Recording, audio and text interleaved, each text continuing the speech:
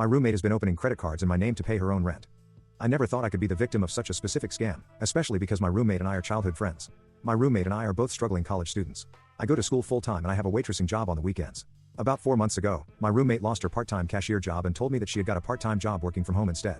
I remember being very happy for her since it had always been kind of hard for her to hold down a job, and I thought that working from home might be a great option for her.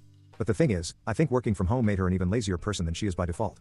Don't get me wrong, I really liked my roommate when we were growing up, but I don't think she is a very organized or responsible adult. We've only been living together for 7 months, but she always pays the bills on time, even though she's constantly saying that she doesn't have money and she needs a better paying job. Ever since she got the work from home job, she spends a lot of time in her pajamas at the apartment, and I think that she goes days without even going outside sometimes anyway.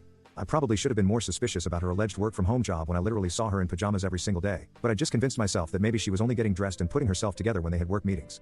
And then she changed right back into her pajamas, thinking about the mental hoops I was jumping through to try to convince myself that she still had income coming, and astonishes me now. Yet there was no way I could have known the actual truth behind her financial status at that time. It all came out when I came home early for my shift the other day and walked into my bedroom to find my roommate rifling through my mail. I thought this was incredibly strange since she was usually very respectful of my privacy and my things, but she made a gasping noise when I interrupted her and clutched the stack of my envelopes to her chest.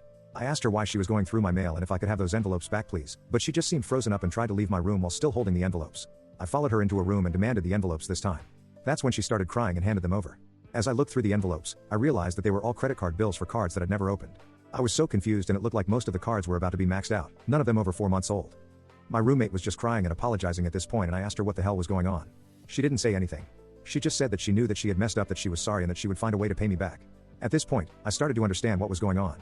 She had opened credit cards in my name without me knowing.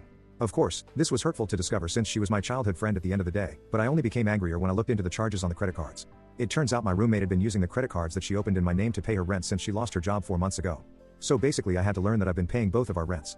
I confronted her again and told her that I was going to have to sue her because there was no way I could pay all these cards off on my own.